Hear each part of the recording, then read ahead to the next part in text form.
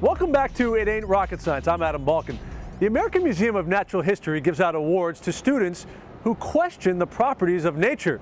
In 2011, it recognized several, including one who looked at the behavior of insects, one who looked at whether or not dogs' tongues are actually cleaner than human tongues, and one who questioned whether or not solar panels should actually be panels at all. Shazia Khan explains.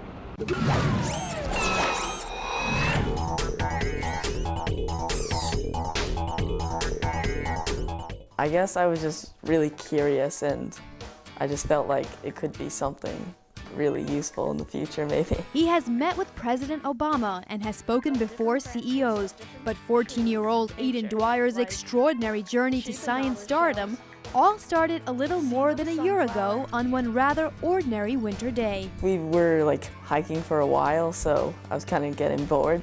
So I guess I was just looking around, and I noticed like the branches were going some kind of pattern. So he turned to Google for some answers. I'm just Googling like trees and tree branches, and eventually some link just came up with like Fibonacci number, like trees follow Fibonacci number. So I'm like, what's that? So then I started Googling all about that, and I learned that like trees follow this special formula and that it helps collect more sunlight.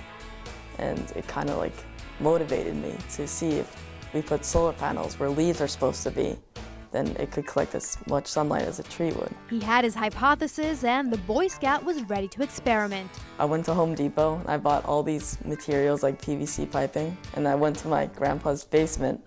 I tried making a solar tree, and eventually I made something like this, but then I had to get solar panels.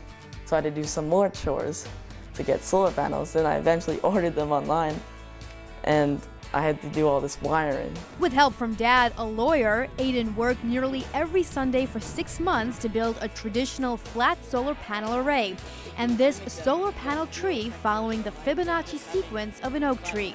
After months of testing to see which design collects more sunlight, Aidan found his nature-inspired arrangement to be a clear winner. And in the spring of 2011, the American Museum of Natural History awarded him the Young Naturalist Award. His findings soon became a hot topic on science blogs. There was plenty of praise, but also criticism, since Aidan had measured for voltage and only spot-checked for current. Aidan welcomed constructive feedback, but was surprised to also find not-so-constructive comments. But he pressed on, unmoved by what he calls haters. He shared his research at PopTech in October, where the audience of academics and entrepreneurs applauded his age and ingenuity. Never listen to what other people say about you and what you want to do, and just never doubt yourself, really.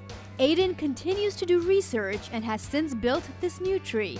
He reran the tests, this time measuring for both voltage and current. He says results still show the solar panel tree arrangement to be more efficient than the flat panel design. His idea has a provisional patent, but the young innovator, who is currently reading a biography on Steve Jobs, says in some ways he's still the same Aidan. I'm still hanging out with my friends. I still get yelled at by my parents. Nothing has really changed. And yet, everything has changed. He has received friend requests from venture capitalists, and just this year he attended the White House Science Fair and spoke at the World Energy Summit in Abu Dhabi. There, an energy company connected with Aidan and is now working with him on projects for the city. How does it feel when people call you a genius? What's your reaction to that? I don't really think I'm a genius. I mean, I do average in school. I just think I had an idea and I did something about it. And yeah. That's genius. Yeah, I guess so. As for his career aspirations, Aidan sees a bright future in green technology. Now, while some of us are more interested in flora and fauna, learning about the laws of nature, others are more interested in the concrete jungle. Marty Skold has more.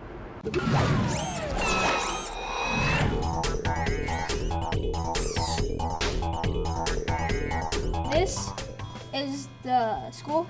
It has a complete K to college education system. Imagine being able to build your own city with streets, rail lines, and bus stops. Business buildings to street-side structures, creating towering skyscrapers, mom-and-pop stores to police and fire stations. You have to be really innovative, really creative, but you have to be logical. You probably have a much better idea what engineers do. Hundreds of kids with creative minds were able to do just that in a future city competition, where students become city planners and architects of their own metropolis. It's amazing to see what's being worked on. One of the key components was this year's topic, Fuel Your Future, where designs had to incorporate all alternate energy sources. Instead of having one general power sources for the entire city, we had 3. We had nuclear, solar, and then hydrokinetic. The nuclear one is a lot more eco-friendly because we use compressed helium instead of like water to cool the reactor. The competition may have paved the way for future career paths. It's really exciting to see her get excited about becoming an engineer. Instead of bricks and mortar, students use clay, pipe cleaners, bottle tops, and ink cartridges. It's really critical for us because the future of engineering really lies in the hands of our abilities to be able to recruit, these outstanding young people to come into engineering and sciences. And this is the hospital. The hospital, it has a medical school inside of it. Math skills came into play when the kids had to work with angles and edges, all a part of geometry. Science, engineering, and technology were put to use when water, wind, and the sun became energy sources. One of the things I enjoyed most is that in the actual class, the kids did all of this stuff. Like, the kids made all the decisions. We didn't have anyone to tell us, go do this, you go do that. We got to decide what we did, when we did it, why we did it.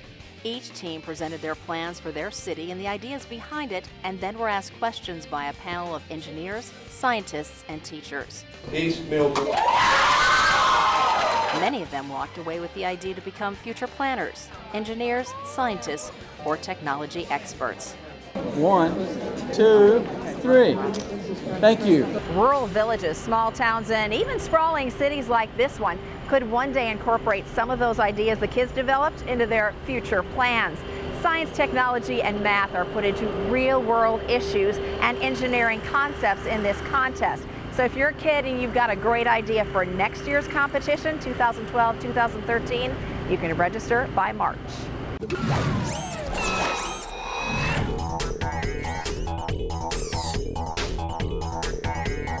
Meantime, out at the big Consumer Electronics Show in Las Vegas, where each year we get a glimpse into the future at the next generation of TVs, tablets, all sorts of gadgets, one of the organizers of the entire event says he, our nation, is relying on you to one day be an exhibitor here and show off to the world the next big it thing that you created. We're at a time point in history when anyone can start a company. If you have internet connectivity and broadband and a great idea, you could become the entrepreneur tomorrow. And there's no better country to be an entrepreneur than the U.S. But still, you got to know some basics to do that. You have to understand how things work. America leads in innovation, leads in technology. People, you can't name people from other countries that are alive today. Like, we have so many heroes, and there's kids who could be the heroes if they get in, they get familiar with computers, they learn how to program, science, math, technical skills. We lead the world in creativity and innovation because we are a diverse culture. We ask questions. Failure here is okay. We're the only country in the world like that where you can fail and you learn something from it. And we have our First Amendment, which allows us to say what we want, challenge the status quo, even push back against the teacher. But you could do that with facts. You got to learn the basics, and that's science and math.